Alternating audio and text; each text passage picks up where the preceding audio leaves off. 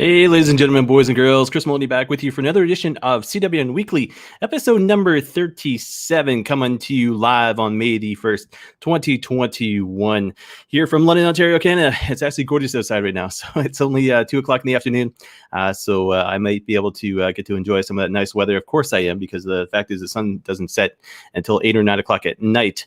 If you're listening live, watching live, thank you very much. If you are on audio later on, thank you as well. It's been a huge week as far as the show goes. CWNonline.ca as well, booking interviews, all that sort of jazz. I'll get to it at the very end there. As you can see, I'm not rocking the normal wrestling t-shirt behind me there. It happens to be a jersey of the one and only greatest goaltender of all time, and I'll get into that momentarily there. But as I do every week, I do anniversaries and birthdays. So the 30th, which was yesterday, UFC 129 took place, St. Pierre versus Shields at the Rogers Centre in Toronto, Ontario. It was the first sanctioned event in Ontario as far as the Ontario Athletic Commission went. See if I can find the article here. So the event was the sixth that UFC had hosted in Canada and the first sanctioned mixed martial arts event in Ontario since the sport was legalized in the province in August 2010. Toronto event was originally titled UFC 131 by the promotion, but later changed to UFC 129 as its early 2011 schedule started to move more firmly into place. So a lot of history there. Hard to believe, though. I mean, 10 years ago? So 10 years ago, and obviously you've got George St. Pierre, GSP, taking on Jake Shields, and then Jose Alto taking on Mark Hominick, another Canadian there. So proud about that. But yeah, it's hard to believe, like I said, 10 years ago for UFC 129 at Rogers Centre there in Toronto. From there, we go to the first, which is today. So a little bit of pro boxing history. Muhammad Ali defeated George Chuvalo by unanimous decision at Pacific Coliseum in Vancouver, British Columbia in 1972. This comes courtesy globalnews.ca. Second fight came in 1972 at the Pacific Coliseum in Vancouver, where Ali vowed to be the first to knock Chuvalo down, only to see the Toronto fighter he once called the washerwoman absorb his blows without falling for another 12 rounds. Chuvalo never went down in 93 pro bouts. That is a tough guy right there. You want to talk about tough guys, though? Next guy is the anniversary of the birthday is the one and only Stu Hart. Was born on May the 3rd. In 1915, he was born, so it'd be the 106th birthday of Stu Hart. Obviously, he ended up passing away October 16th, 2003 at the age of 88. Still a long life. So you go from George Chuvalo, Muhammad Ali, into Stu Hart. 3 tough guy names right there. And obviously, Stu Hart, the legacy, what he's passed down as far as the wrestling business goes. I mean, the Hart Dungeon still talked about to this day. I think Natalia just recently posted a match in the dungeon between TJ Wilson, Tyson Kidd, and Harry Smith, and it was pretty cool. But the legacy of Stu Hart, and it's, 88 years old, still a long legacy there. But the fact is, when it comes down to it, without Stu Hart, we would never be, enlightened to see all the Canadians here in the wrestling business, because Stu Hart gave a lot of those guys their breaks one way or another. But at the same time, he also helped a lot of guys when they were first starting out in the business. From there, we go into why does Chris have that hockey jersey in the back? Well, first of all, huge New Jersey Devils fan. Mid-90s is when I became a fan. Mid-90s, that's kind of rings a bell. Because here you got this guy's jersey behind me, the one and only, the great Martin Brodeur, born on the 6th of May, born in 1972. He's going to be 49 years old. Played 22 seasons in the NHL, 1993 to 2015. All-time regular season leader in wins, 691 games played, 1266. 9-time NHL All-Star, Calder Trophy winner, Rookie of the Year, by the way. 3-time Stanley Cup winner, 4-time Vezina Trophy winner, 5-time Jennings Trophy winner, 1-time EA Sports NHL cover athlete. And that was back in 2014. So why do I bring it up? First of all, huge fan of Martin Brodeur. Secondly, yes, it is his birthday coming up on the 6th, which is next Thursday. But most importantly, I recently did an interview with Greg Oliver of Slam Wrestling, and obviously I'm posting on social media, everything else. And Greg made a comment with regards to Martin Brodeur and one of his buddies being a fan. So all of a sudden I had to, pipe in and took a picture of the jersey with a Jersey Devils hat. And then sure enough, I get a friend request from this guy that knows Greg Oliver, but Greg was kind of slamming Martin Brodeur. So, Greg, to each their own. You are a Cleveland Browns fan. I will leave it at that. But I felt, with regards to Greg Oliver Slam Wrestling, the comments that were made, as well as Brody's, I always call him Brody, but Brodeur's birthday coming up on the 6th. That is why the jersey's behind me. Huge fan of Martin Brodeur. But I will leave it at that. So we get into news of the week, guys. And we start out Impact Wrestling Rebellion results took place last Sunday. Obviously, my thoughts because it's out there. CWN recap on YouTube, social media, the website, as well as Facebook. It's interesting that some of the stats I see, especially on YouTube, because you can't necessarily trust Facebook stats, but on YouTube itself, I seem to get higher reactions, so to speak, on people watching Impact recaps as well as prediction shows. And then obviously WWE, ROH has been up there as well.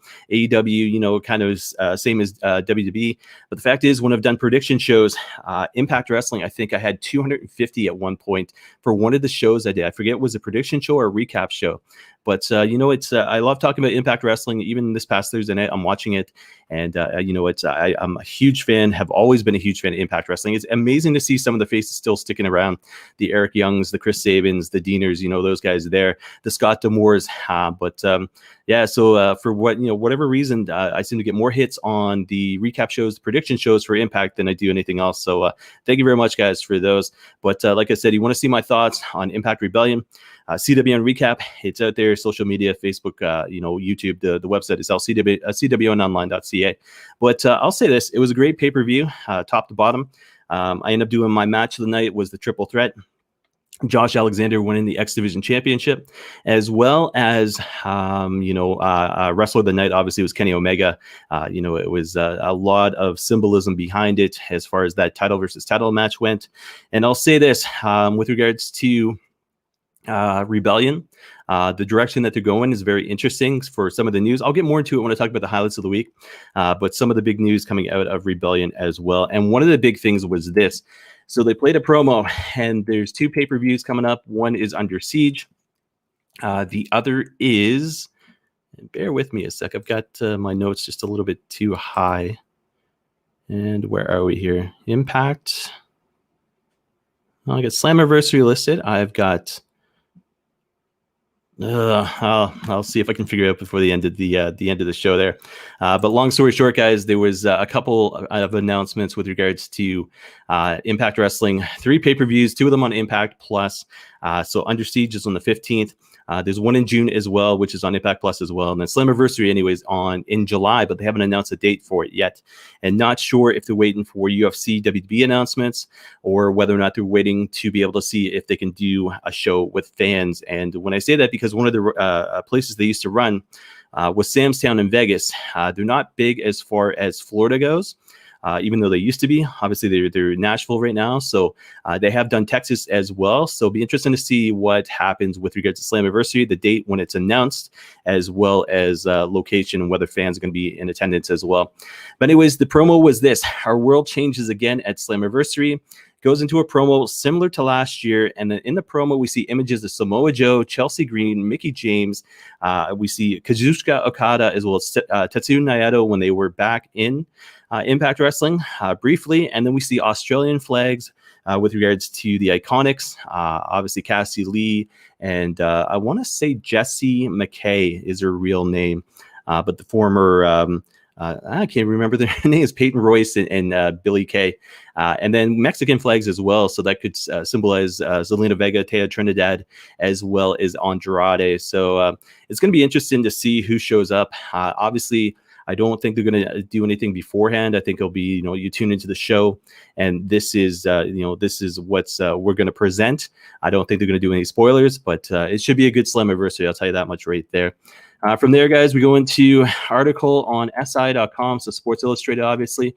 Impact's Josh Alexander establishes himself as a singles wrestler with X Division title run. So good article there by Justin Parasso, interviewing the one and only walking weapon, Josh Alexander. From there, There's a review right now. I haven't read it entirely yet. I still haven't watched the full doc. Probably about 10 minutes left of Roddy Piper from last Sunday. Obviously, Impact Wrestling Rebellion was on, so I wanted to give it my full attention, considering the fact I paid $39.99 for it, and it was well worth it, I tell you that, but I wasn't going to split screen it, so to speak. But there is a review up now on Post Wrestling, released on the 26th by John Pollock, but he ends up, he reviews Roddy Piper, the documentary there on A&E last Sunday. Braun Strowman crashes Bobby Lashley and Drew McIntyre's WWE title clash. So Raw last Monday. He is officially part of Backlash, WrestleMania Backlash, on the 16th of May. So it'll be a triple threat. And Bobby Lashley is going to share his thoughts this coming Monday on Raw with regards to what he thinks about the triple threat match. CMLL and ROH end their partnership. So this was a little bit interesting here because I've gone a lot, and when I've seen ROH, for example, on TV, even live, the fact is, when it comes down to it, if CMLL has been one of those companies that've kind of been hand in hand with regards to ROH. New Japan used to be another one. Obviously, the NWA used to be another one as well. But this came out, again, courtesy of Post Wrestling on the 27th. CMLL's partnership with ROH has seen the two companies present the Global Wars E-Spectacular events. Matt Taven winning the NWA World Historic Welterweight Championship in a handful of talent exchanges. CMLL made the announcement today that their partnership with the Ring of Honor is no longer intact, and the company's social media page thanked ROH for the partnership. So that was courtesy of, looks like, Twitter, and it's in Spanish, Anyways, long story short, early April, CMLL parted ways with current ROH contracted wrestler Bandito, who signed a new deal with ROH this past January. CMLL and ROH both have an ongoing mutual relationship with New Japan Pro Wrestling. So it'd be interesting to see if there's any kind of fallout. I don't think there is because two respected companies right there. But it'd be interesting to see if CMLL, with regards to other than New Japan Pro Wrestling, they hook up with another North American company. A lot of talk this week with regards to the Forbidden Door and companies working together. I'll get more into that there.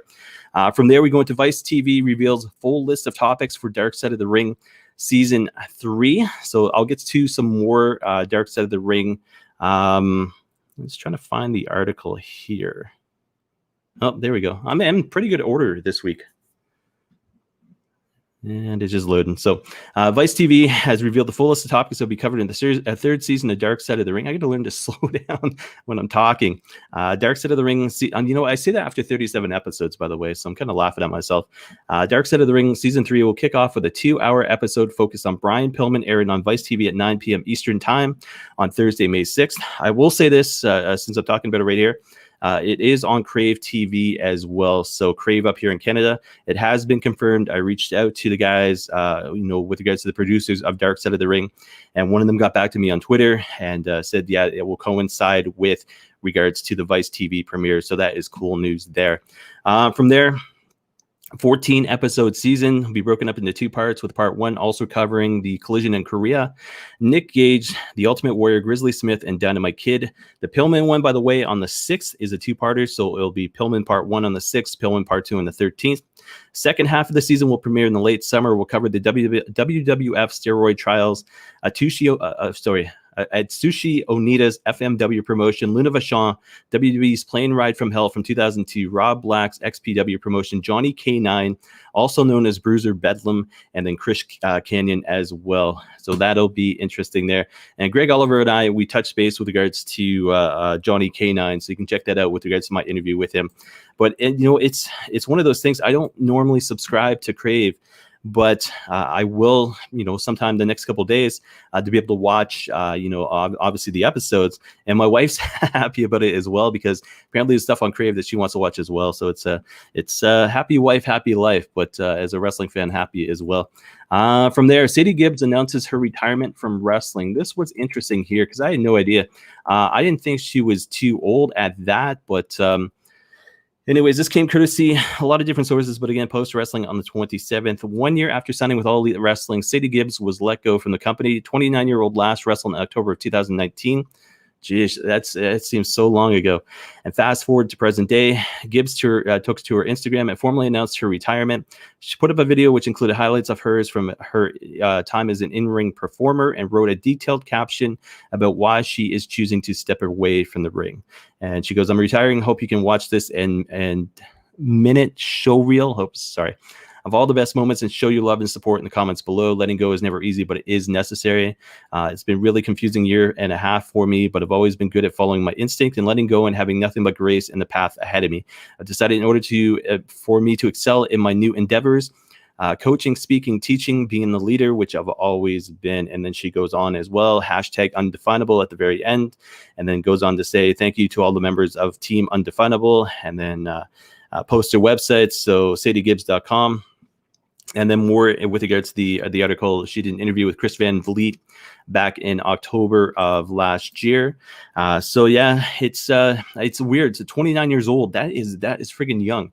But it's not the first that's it's happened recently, anyways. Because the fact is, when it comes down to it, and sorry, I'm multitasking. I'm trying to move articles around so I can make this a little bit neater as I'm talking. But not Kaylee Ray, Smiley Kylie. I can't even think of her last name right now, but Smiley Kylie, she stepped away from the business as well. She's supposed to be coming back, but it's interesting to see a lot more young people kind of step away from the business the way they have, guaranteed contracts, whatever the case may be. And it's obviously the pandemic's going to end, but it'll be interesting to see somebody like Sadie Gibbs, if she ends up coming back, once the pandemic is over and wrestling's back as a whole. But, thoughts and prayers are with her with regards to whatever she's been going through the past year and a half. And, it is what it is. I guess it's interesting, but life does move on. Natalya Neidhart, WWE Superstars Guide to the Healthier You, that took place on the 28th. As far as the Calgary Sun website goes, I'm sure it's on the other Sun websites as well, but I always get it from the Calgary Sun. So good article there, especially with December time coming up. A lot of us have to get in shape, me especially. I'll get to more towards that at the end of the show as well. Pinnacle, Shawn Spears talks blood and guts, opening a wrestling school, and more. That came out on the 28th as well. That is courtesy of tsn.ca, so guys, check that out. Tony Khan discusses AEW time slot following the NHL Turner Sports deal. To summarize it, Khan says basically he's going to do what's best for business. So with regards to saying that, if as a wrestling fan himself, the fact is, when it comes down to it, he has to switch nights. He'll do what's best for the fans. He'll do what's best for his company. So Wednesdays, obviously is AEW Dynamite night, but the fact is, when it comes down to it, if he has to move, times, so to speak, if he has to move dates, days of the week, he'll do it. He'll do what's best for AEW, so to speak. Interesting about AEW, this was announced as well. Mox versus Nagata set for AEW Dynamite May the 12th. Now, they had been going back and forth with regards to social media, YouTube especially. Mox set a challenge for the IWGP United States Heavyweight Championship. He, basically called out Nagata by name. Nagata responded, said, "Hey, Mox, I don't need any weapons. Basically, I'm old school. I can take you out." And then, sure enough, they announced at AEW Dynamite Mox versus Nagata taking place for the IWGP United States Heavyweight Championship on May the 12th on Dynamite. New Japan Pro Wrestling has posted an article, so guys, you can check that out, but I'm excited for it there. From there, talking about Japan, new GHC National Champion crowned at Noah the Glory. So that's Pro Wrestling Noah. I'm just going to bring up the article here. I'm getting better at looking for the favicons, by the way. So since being added to the list of championships within Pro Wrestling Noah in 2019, there have only been several times that the GHC National Championship changed hands, and at Pro Wrestling Noah's Noah the Glory show, it changed hands for the 5th time. So Takashi Sugera, the inaugural national champion, recaptured the title by defeating Kazuyuki Fujita. I want to say I pronounced that right, who won the belt at Noah Infinity back in March. And Sugera's first title reign lasted 189 days, and after becoming a 2-time champion, he was challenged by former MMA fighter and GHC tag team champion Kazushi Sakuraba. I know the word Sakuraba, the first name kind of threw me there, but so it's it's not just New Japan over there in Japan. I used to be a huge fan. I tell you this, with regards to Pro Wrestling Noah. Naomichi Marufuji was the reason for it, and and then I kind of lost track of Pro Wrestling Noah, and obviously New Japan Pro Wrestling picks up, and obviously the Bullet Club and everything they've done over there, but you never kind of lose track of some of the superstars, especially Pro Wrestling Noah. Back a couple of years ago when they had Marufuji appear for Impact Wrestling, so it's kind of cool. It's I wish I had more time to get more, to watch more shows and everything else, but I kind of catch what I can with regards to the articles that are out there.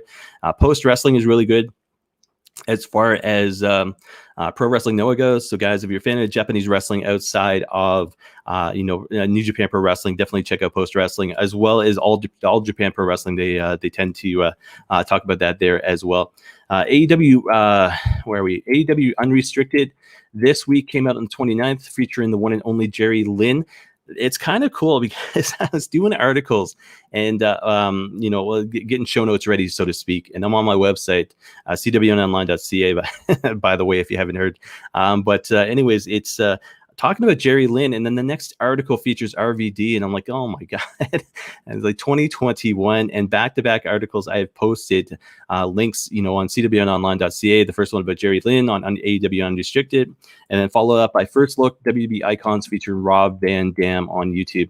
I tell you this. So way back in the day, I was doing, what was I doing? Shipping, receiving for Walmart.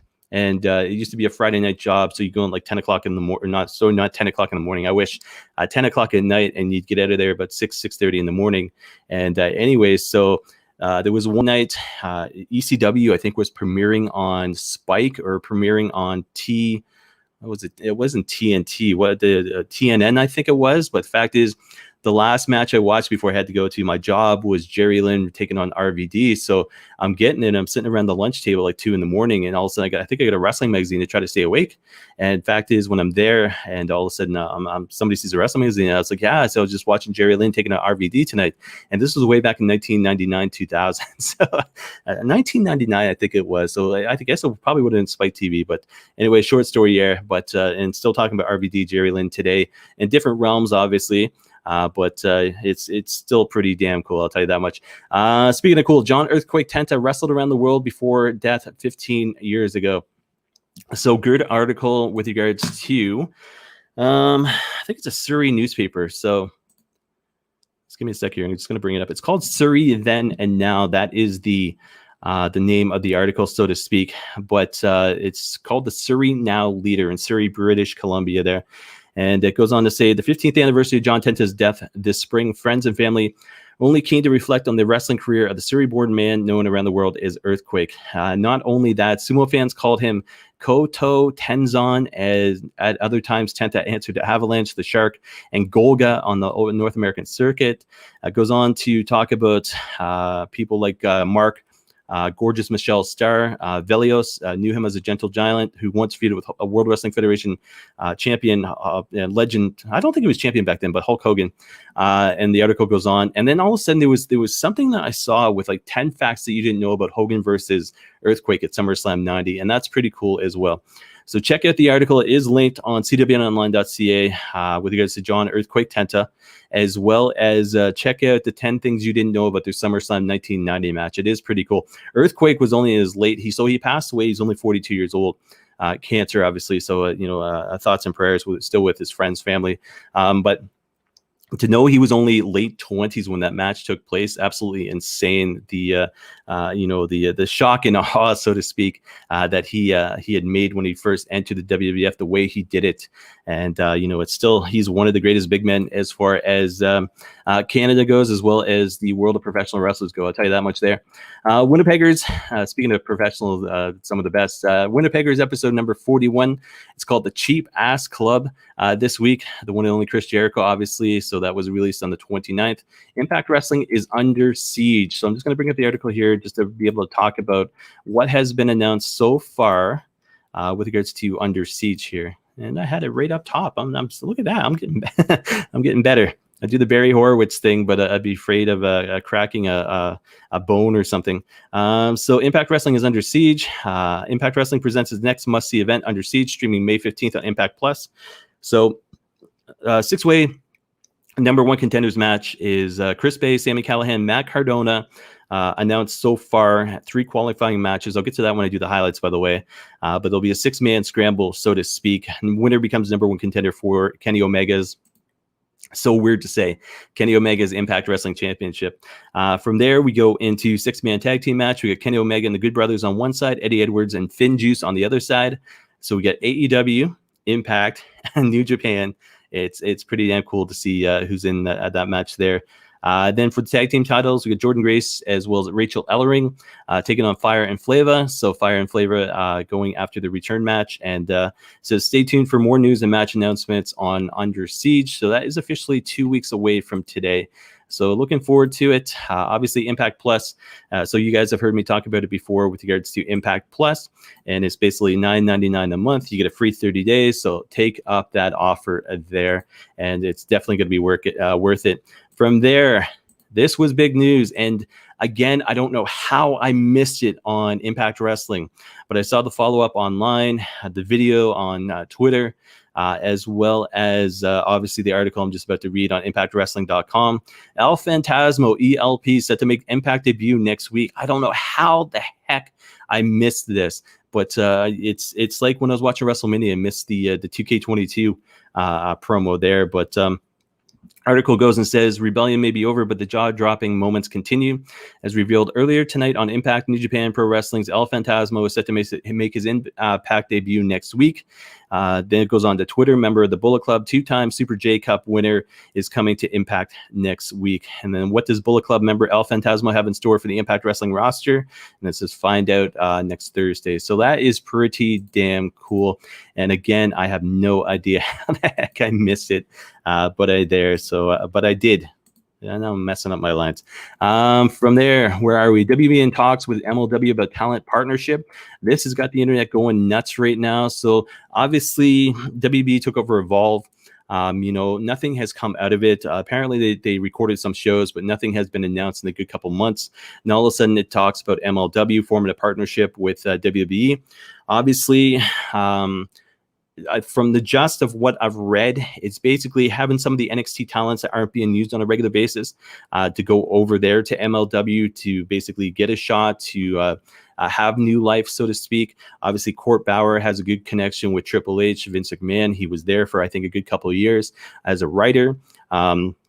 You got guys like Leo Rush, as far as MLW goes, you got the Von Erichs, obviously. You've got Contra and, the Samoan legacy there. But I think it'd be cool. It's interesting because recently the WWE said they were, when the Forbidden Door got basically kicked open by Tony Khan, they said, you know what, if it's best for business, I think it was Triple H on a conference call, but they were like, if it's best for business, then sure, why not? And then all of a sudden, MLW was never into talks really with any company. So you've had Impact Wrestling with regards to New Japan Pro Wrestling, obviously, NWA is probably out there as well. But it'll be cool to see what happens. And if it's a matter of getting NXT guys some work to put them on TV, sure, why not? I'm all for it there. From there, Impact Rebellion pay-per-view buys trending towards most successful in years. That is cool news. So I wish their weekly ratings were a little bit better, but the fact is, as far as the pay-per-view goes, that's people spending money out of their pockets. Like I said, here in Canada, it was $40, so $39.99, or I think it was on Rogers, but it was through Sportsnet pay-per-view. And, it excited me to sit there and to watch it and to take my notes on my phone, which is never the greatest, but I get to enjoy it. And it was a great pay-per-view. So you know what? So if they're on pace to do one of the best-selling pay-per-views since Anthem took over, props and great for them. Because like I said, I've been a fan of Impact Wrestling probably the longest for anything that's out there as far as TV content goes. Young Rock renewed for a second season. That was released on the 30th, so that is kind of cool. I guess the season finale is coming up either next week or the week after. I haven't looked into it that much, but it looks like Young Rock is coming back for another season. When they made their debut, I think they were episode 9 or 10. I think they were over 5 million people. They're still about 2.3, 2.4 million, which is still kind of cool. I watch it religiously every single week. I love it because it's a different story. points of The Rock's career, from when he was a teenager to when he was a kid to when he was, fresh into college and this and that. So it has been interesting. And obviously The Rock has been on there promoting his political campaign. So that is cool as well. WWE pulls the plug on NXT UK TakeOver Dublin. Obviously, COVID's still taking effect, so that has officially been canceled. Multiple sources have posted that. ROH Women's Division Wednesday results, 4 promotional debuts. I'm not going to do spoilers, but I will talk about who debuted. Just give me a sec here. And where are we here? No. Every Wednesday at ROH's YouTube channel is Women's Division Wednesday, designed to showcase the division with past stars, veterans, and current stars, leading up to the big ROH Women's Championship tournament this summer. Series kicked off this past week with 4 debuts in a tag team match. So you've got Laney Lane, Hyen, Roxy, and Max the Impaler as part of that match. So if you're on social media, Twitter, I think especially, Roxy had posted something with regards to ROH, so it's not necessarily a spoiler there. Laney Luck, I forget where, I think I've seen her name, NWA maybe. But the fact is ROH is implementing new talent as far as their women's division goes, which is never necessarily a bad thing. And I don't think I've got show notes here, but Mick Foley had come out and said the WWE needs a women's brand. So basically, not a SmackDown, not a Raw, not an NXT, but a specific women's brand. And Foley was basically like, do it before somebody else does. And Lufisto had jumped on it with regards to Twitter, and Foley praised Lufisto. So he's easily see Lufisto as a coach, and why she isn't a coach down there in NXT right now is beyond me or AEW. She is a very tiny lady, but one of the nicest sweethearts you'll ever meet. And I've had the opportunity to meet her a couple times. I had the opportunity to interview her way back in the mid 2000s. But why she's not signed by AEW or NXT as a performer or a coach, I don't know. It baffles me. AEW adjusting Dynamite schedule due to NBA playoffs on TNT. That was released on the 30th. So this will affect us in Canada as well. This week's Wrestling Observer newsletter, it was reported AEW Dynamite experienced some schedule changes to the upcoming NBA playoffs on TNT. The Wednesday, May 26th show will move to Friday, May 28th at 10 p.m. That's going to be hell. With the plan of filming 2 hours of dark for the following week starting at 8 p.m. before going live. That week's Dynamite will be the go-home show for Double or Nothing that Saturday. And that's why I say that's going to be hell, because you've got the go-home show taking place Friday night when the warm weather is hit at 10 o'clock. It'll be interesting to try to watch. I shouldn't, I'm not knocking it, but I'm old, so I might have to PVR it and then watch it on Saturday. But obviously, Double or Nothing takes place on the 30th, which is the Sunday. So I'll make sure to get it in before that.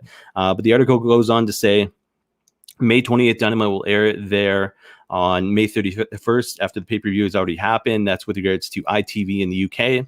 The Wednesday, June 2nd Dynamite will either be moved to the live show on Friday, June 4th, or Saturday, June 5th, depending on the playoff game TNT has that weekend. And that uncertainty is the reason both Brian Cage and Brian Pillman Jr. had to pull out of the June 5th Warrior Wrestling event. So obviously it's NBA takes precedence on TNT.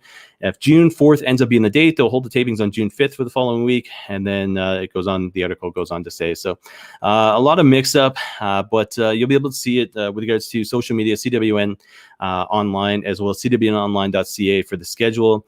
As soon as I have it up here in Canada, I've always been in Canada. As soon as I have it, I will have it posted with regards to the schedule. That's on CWNonline.ca, so you'll know not to miss Dynamite, especially going into Double or Nothing weekend, which is going to be absolutely huge there. Dynamite next week is going to be absolutely huge as well. From there, NXT UK, Rohan Raja reveals how WWE's Jinder Mahal helped him through really hard times. That was released on the 30th. Haven't read the article yet. It will be posted on cwnonline.ca, but it's from Metro UK. I know, so CWN is part of the Canadian Wrestling Network, but a lot of the guys out there in the Western scene are familiar with this guy, and I'm not. And when I was reading a little bit about him, it looks like he was born in England, came to Canada to train, learned under Lance Storm, had a following, and they basically went over to NXT UK.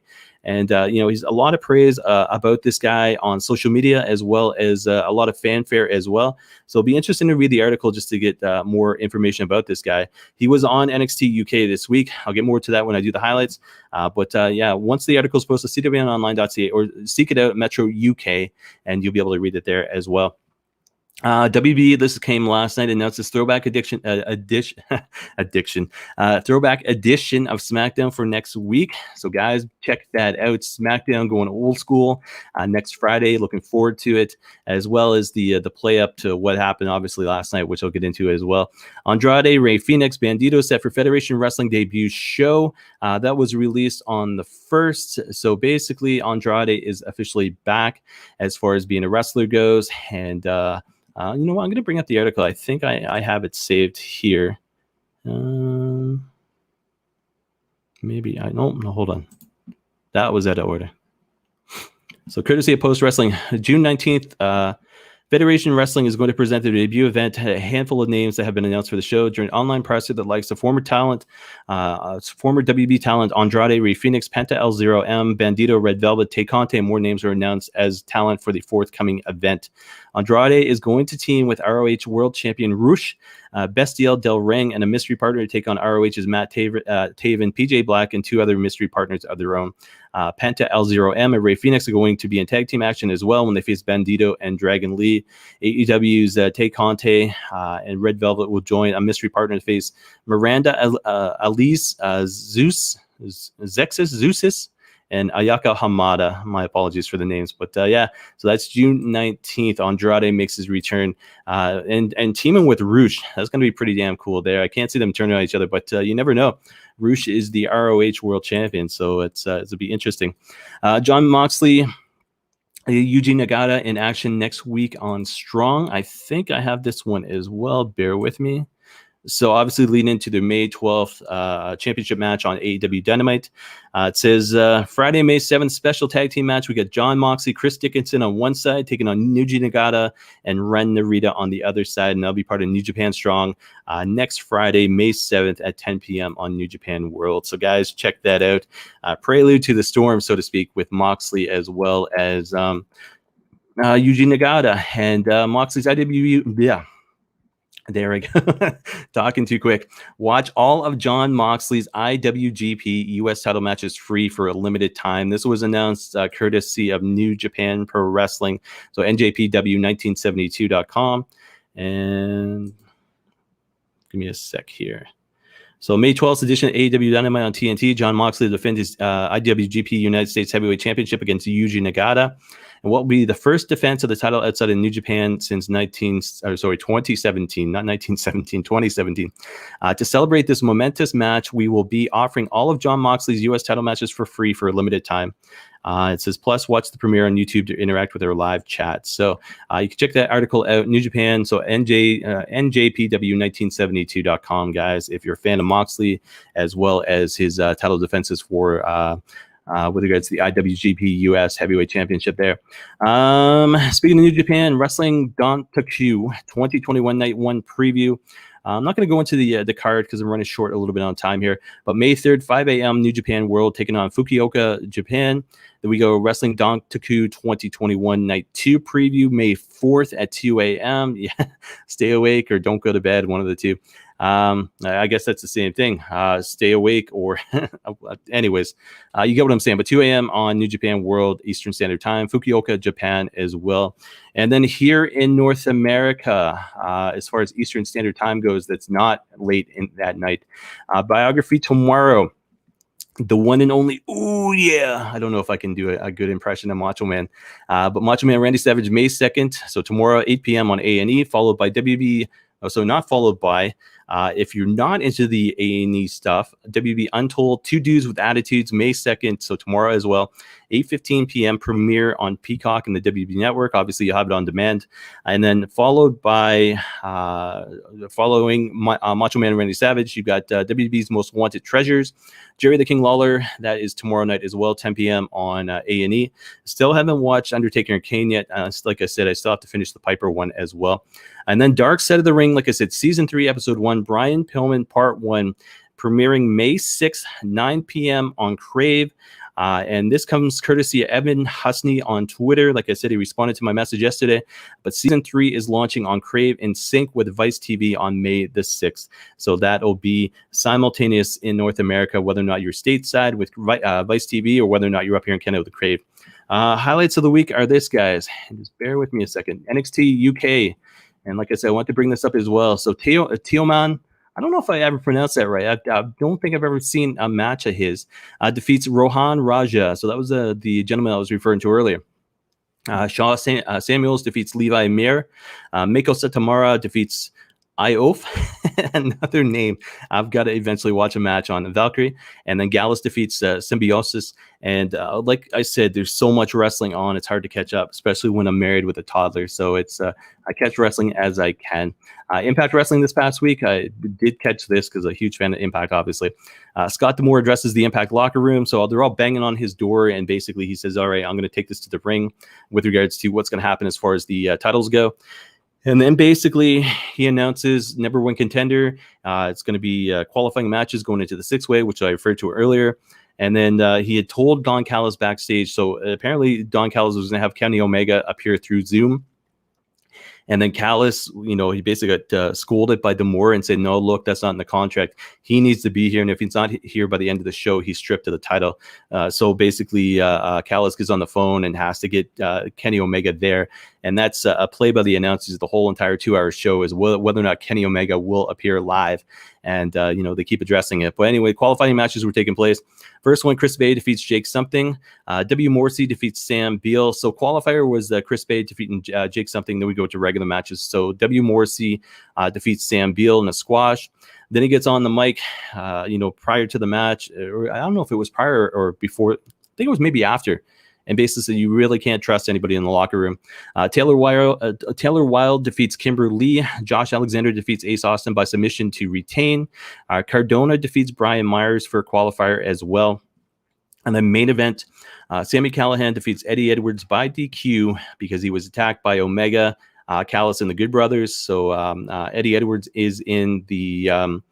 Sami Callihan's in the qualifier, so the 6-man scramble there. And then we go post-match. Omega, Callis, Good Brothers, Callahan, Edwards, and Finn Juice arrive to set up that 6-man tag team match as well.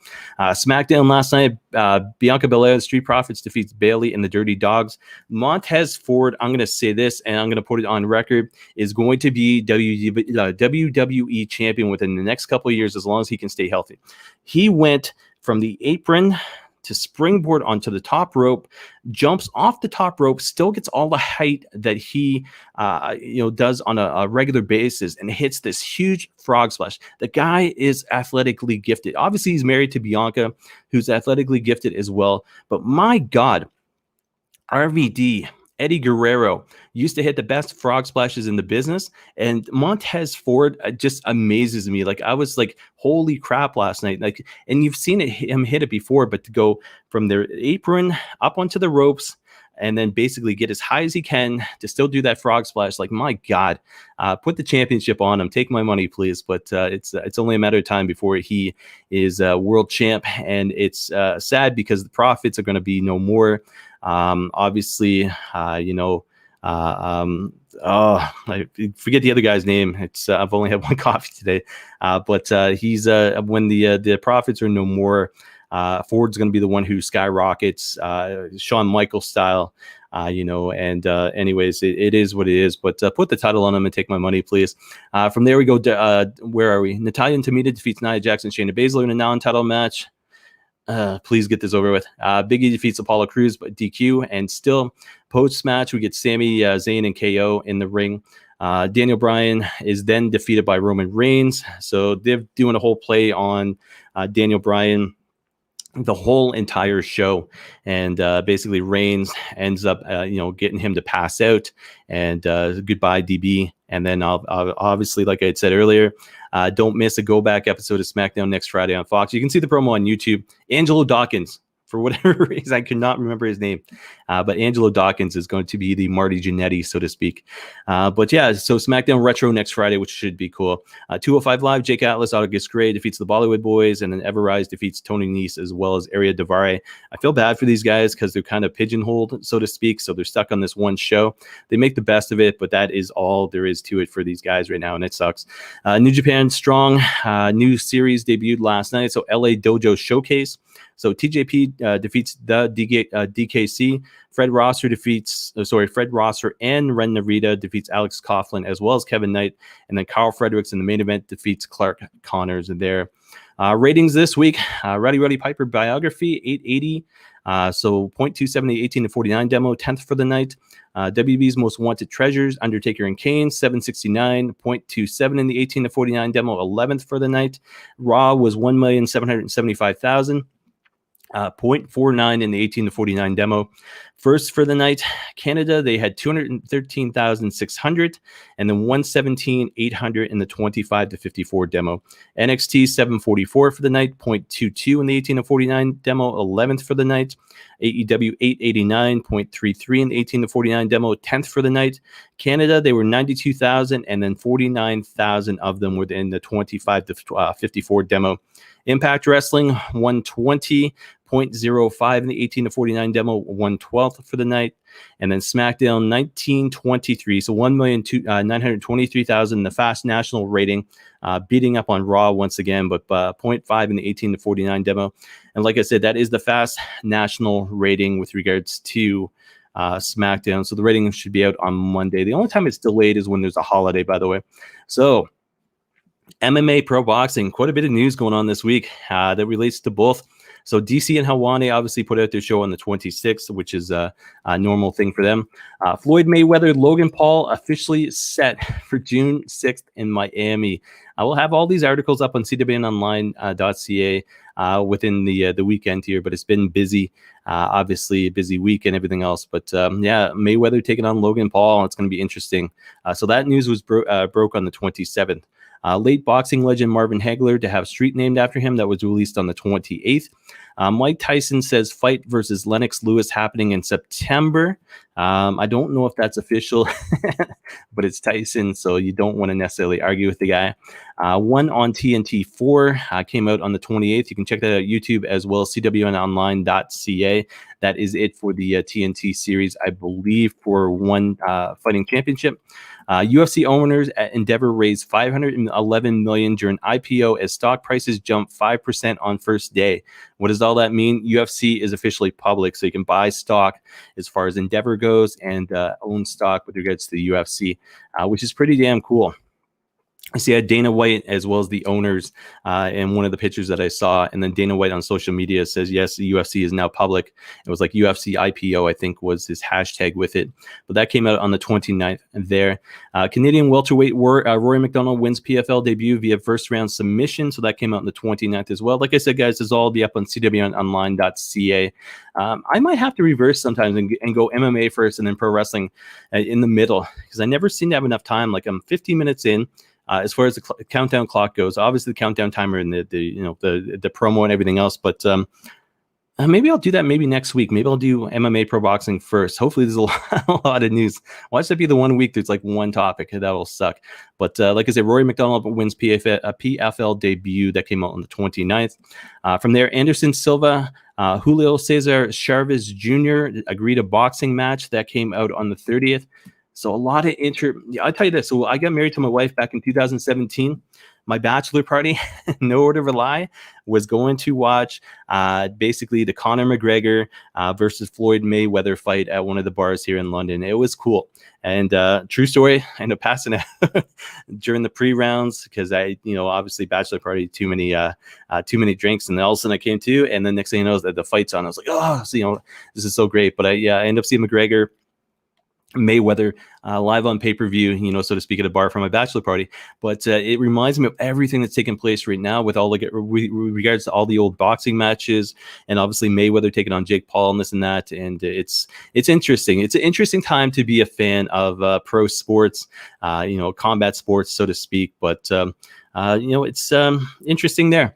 Yoel Romero pulled from Bellator MMA fight with Anthony Johnson, so that is off for next weekend.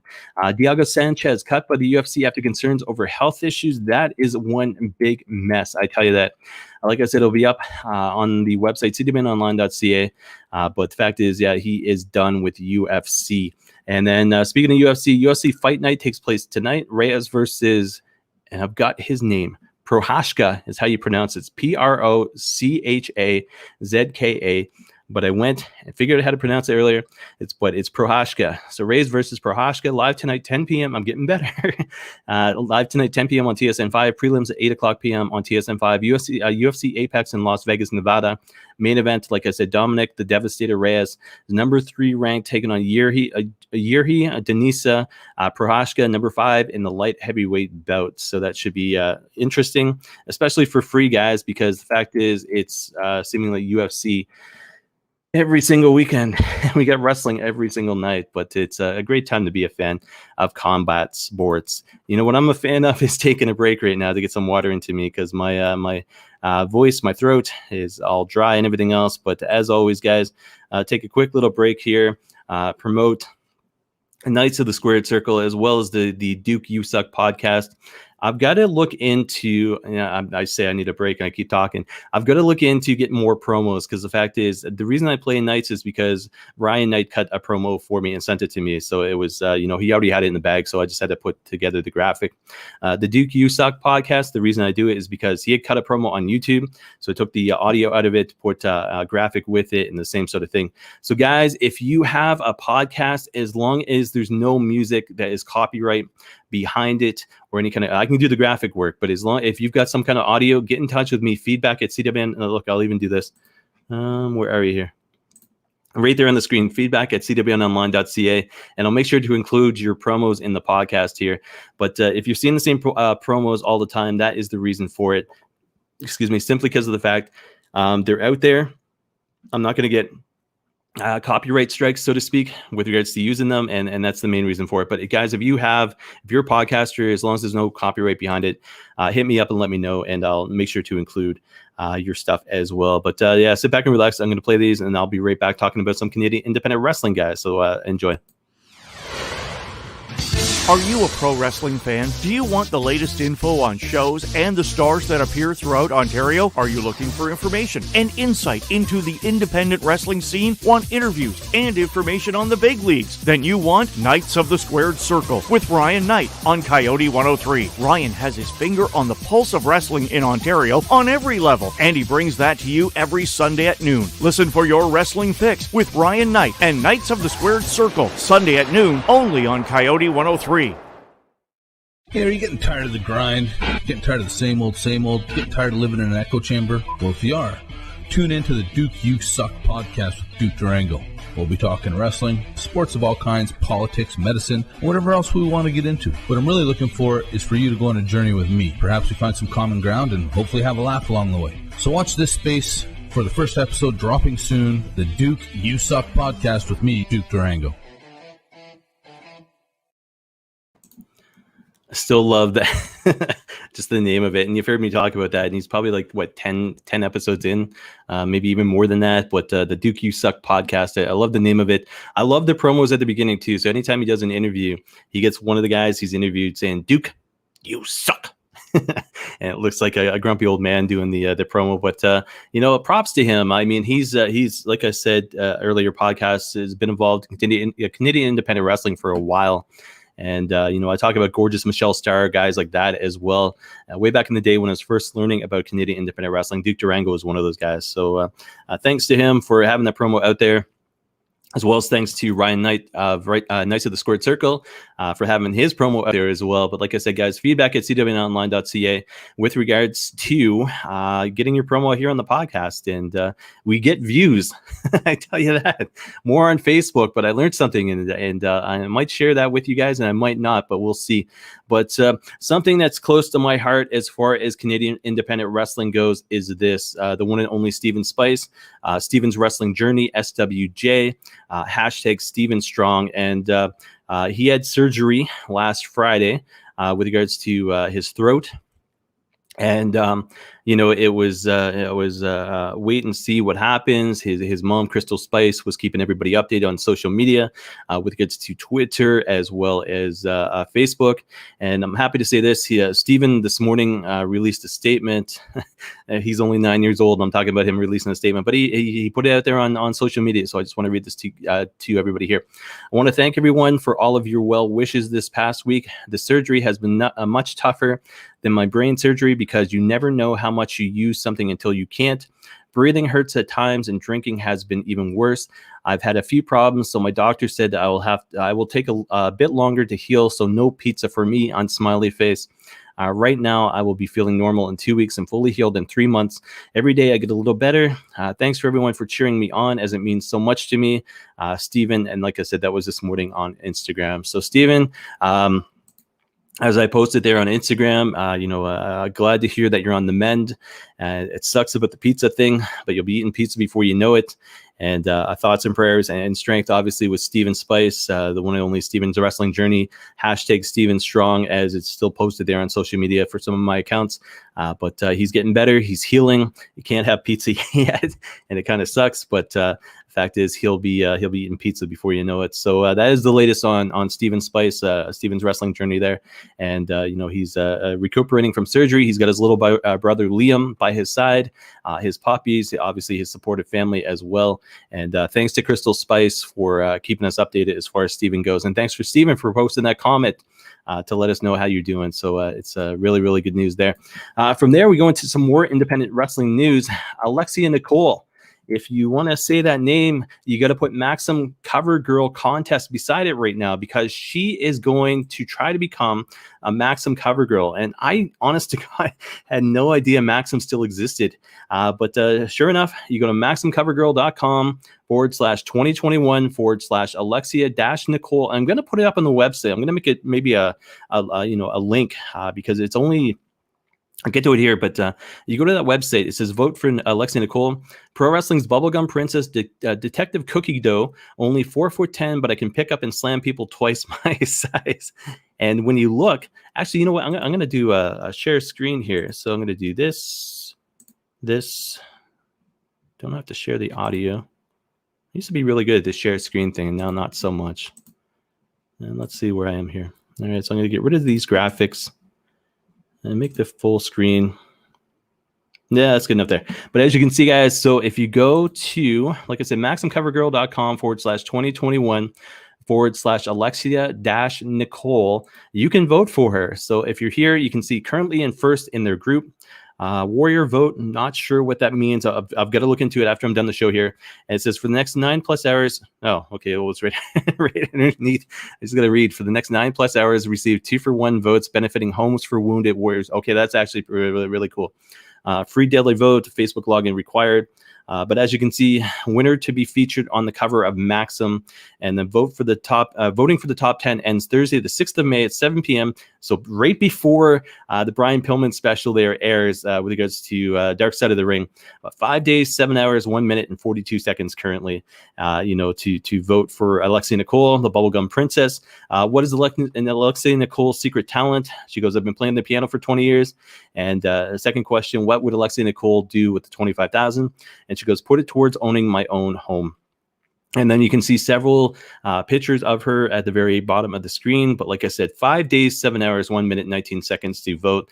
I'm gonna make sure that she gets the attention she deserves as far as the website goes, CWNonline.ca, as well as social media. I really didn't know about this, but her name has been kind of all over the place for the past 2 weeks in a good way. And the reason I say that is because of the fact she has been, well, I'll tell you this. I interviewed her a couple of years ago, live in person. Very sweet girl. She's had her birthday recently. It was on Straight Talk Wrestling's Vidcast 50, I think it was, with George Mackay. And then she was interviewed for CWNonline.ca with regards to Stephen, I almost said Stephen Spice, but Stephen O'Neill for his Slugging with Steven series. And then all of a sudden now this. So it's I hope she wins. It'd be really, really cool. Like I said, I had no idea Maxim still existed, but let's push to have Alexia Nicole win and be a Maxim cover girl. I think that'd be absolutely cool there. And she's only 25. That's absolutely insane. So vote for Detective Cookie. But like I said, you'll see the push on CWNonline.ca as well as social media for her, because she's a sweetheart, and she's very loved here in the province of Ontario, as well as Canadian independent wrestling. So we'll make sure she gets the attention she deserves, and hopefully she takes this contest there. YouTube this week, the Duke You Suck episode 11 with my friend and Calgary Ward 11 City Councilor, City Council candidate, so not there yet, Rob Ward. So that was the latest from Duke. Vidcast 50, I just talked about it, featuring Alexia Nicole, was on the 29th by the one and only George Mackay of Straight Talk Wrestling. Episode 88, the Lethal Lottery, was this week for Bordertown Pro Wrestling on Thursday. Episode 94, Kobe Durst taking on Mark Wheeler, taking on Corey Stone, #1 contendership for CPW Courage Pro Wrestling, was released yesterday. Well, I guess 2 days ago. See, I'm so used to doing this on Fridays. MPW Rewind, Kid Cyrus taking on Danny Evans, MPW. That was released on the 30th. And then Paying Dues, April 30th, 2021, courtesy of Super Kicked. And that was yesterday as well. And I believe PPW should be up now as well on YouTube. I'm not able to currently check.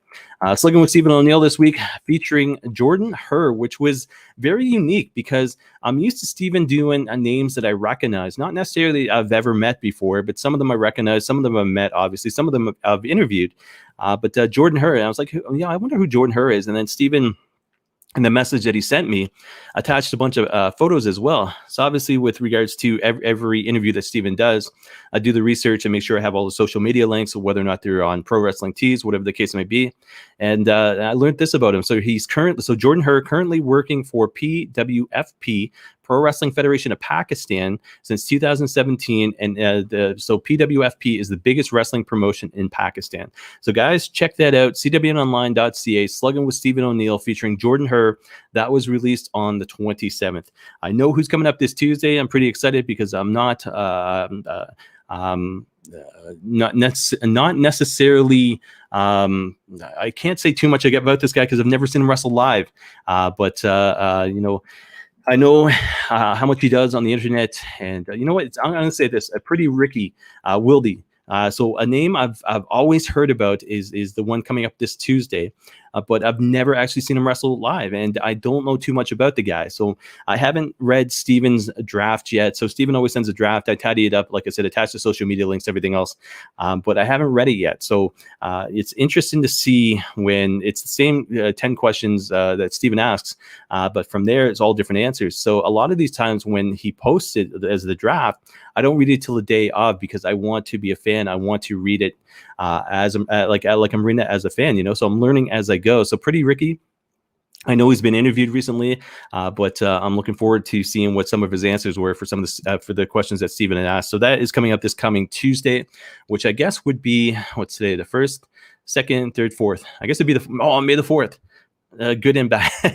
So I was supposed to have dental yesterday. It didn't happen. It's on May the 4th now. But any Star Wars geek out there, May the 4th be with you, obviously. So Pretty Ricky Wildy on May the 4th on CWNonline.ca, courtesy of Slugging with Stephen O'Neill. And Stephen, props to you for everything you've done with it. I'm loving it. I'm enjoying it. And some of the names are surprising. And like I said, check out Jordan Herr from this past Tuesday. Obviously, CanadianIndependentWrestling.ca is our website with regards to Canadian Independent Wrestling. It's all linked. So hashtag WeAreCIW. It's Facebook group. Like I said, just keep it clean, but promote, whether or not you have a gimmick, a promotion, a podcast, merch to sell, whatever the case may be. CanadianIndependentWrestling.ca. Forward you to the group. From there, guys, something else that's close to my heart. This here, the Canadian Wrestling Network. So CanadianWrestlingNetwork.ca. Social media link is down there. So just search Canadian Wrestling Network. Email network@cwnonline.ca. One nation, one network, Canuck proud. So very proud of the network as well. I've been tidying up the website a little bit. looking into creating a new website, same content, but new website. I'm looking at ways to basically have things a little bit tidier, a little more neat and organized. We're still getting hits as far as social media goes, YouTube, Instagram, Facebook, Twitter, and the website's getting a hit from all over the place as well. So I'm pretty proud and happy about that. But like I said, Canadian Wrestling Network. From there, guys, we go into, well, I've talked about this, but CWN is on Pro Wrestling Tees. 4 t-shirts we have available right now. Sold my first shirt about a week ago, so thank you very much. Fella down in Indiana had bought the Canadian Wrestling Network shirt, so props and thank you very much for that. I got money in my PayPal today, which is kind of cool. It's very unique, but obviously it helps to go towards the website costs as well as the podcast and StreamYard, of course, which I'm on currently. But yeah, CWN's on Pro Wrestling Tees, 4 shirts, so CWN logo, Canadian Independent Wrestling logo. You also get the Canadian Wrestling Network logo, and then the Canadian Pro Wrestling Hall of Fame presented by CWN logo as well. 2 of those are going to get changed up for a month, and the reason for it is because as a proud Canadian, there'll be 2 new shirts to be debuted mid-May, going through to mid-June, so for a good month, and you'll have to wait and see. But the fact is, when it comes down to it, yeah, CWN's on Pro Wrestling Tees, so look for the change up come mid-May, which is only about 2 weeks away. So that's, but I did the graphic for it last night, and my wife, not a wrestling fan, but she did approve of it, and so you'll see the 2 new t-shirts mid-May there. So. Guys, like I said, this has been CWN Weekly episode number 37 at the beginning of the show. Next set of shows are this CWN Weekly episode number 38, May the 7th, 3 p.m. That's a Friday. So that is the tentative scheduled date. It might be the Saturday instead, but episode number 38 will happen the Friday or the Saturday live on Facebook as well as YouTube and Twitch. I think it actually is going to happen on Friday because there's reasons behind it that I saw right before I went in the air. So I should be happening on Friday, May 7th, episode number 38. Episode number 39, same thing, Friday, May the 14th, 3 p.m., live Facebook, Twitch, as well as YouTube. If not, it'll be the Saturday, but Saturday, Sunday are going to be kind of busy. So I think I'm going to stick to regular schedule and go episode 38 Friday, May 7th, episode number 39, Friday, May 14th. And there'll be more shows taking place 2 weeks time as well. Check out CWN Weekly, guys, on social media. So that's Facebook as well as Instagram, Twitter, all that sort of jazz. CWN interview this week was with the one and only Greg Oliver. Very proud of that. We went about 50 minutes in length, a lot of different topics discussed. Obviously, Martin Brodeur was not one of them. Otherwise, it would have been a longer show. But it was a very great interview with Greg Oliver. He posted the link up there on Slam Wrestling, which was great. Links are posted on social media as well as cwnonline.ca. And, it was an honor to be able to interview him as somebody I respected for the better part of 2 decades. And, it was a joy and a pleasure to be able to honor the website in interviewing Greg Oliver. But, I just want to say thanks. Not necessarily a big fan of your Cleveland Browns or your thoughts on Martin Brodeur, but Greg, thank you for doing the interview, and it's got some healthy hits on YouTube, which I'm proud of as well. And saying that, we got some more interviews lined up. I do, and I confirmed just the past couple days actually, and one of them another guy I've respected for the better part of 2 decades, who I've known for quite a while, and somebody else who is also a journalist, also a book writer, and that was confirmed yesterday as well, and I'm excited for it. I'm going to do some research with regards to making sure I can nail this interview the same way I did with Greg Oliver, having good questions and being able to talk good back and forth. But 2 new interviews scheduled coming up this month, which will be released on cwnonline.ca. So very proud of it, obviously, guys, of course. And my wife is messaging me, so she's probably thinking I'm done by now, but I'm getting there. So, guys, that is it for CWN Weekly episode number 37. As always, with regards to email, you can email the website feedback@cwnonline.ca or email me personally, chris@cwnonline.ca, to get in touch with me there. You can hit me up on social media at Chris Maloney, CWN. I'm all over the place, and it's just my social media accounts just for me as a wrestling fan. That's why they exist. And like I said, at Chris Maloney, CWN is the best way to be able to reach me personally on social media, as well as Chris at cwnonline.ca. So that is it for episode number 37. Look for episode number 38 scheduled, I think, solid for May the 7th on next Friday. So episode number 38, followed by episode number 39 the following week, followed by predictions and recaps, which I'll get more into next week, of course, as well. But guys, thank you very much for watching and listening. Hit the like, subscribe button, all that sort of jazz. I've said that 3 times, I know, this show, but I am getting better. But guys, thank you very much for watching and listening. Check out the CWN interview with Greg Oliver. And again, I'll be back next week to talk more wrestling with you guys. So thank you very much. Enjoy your week, guys, and we will talk again sometime soon.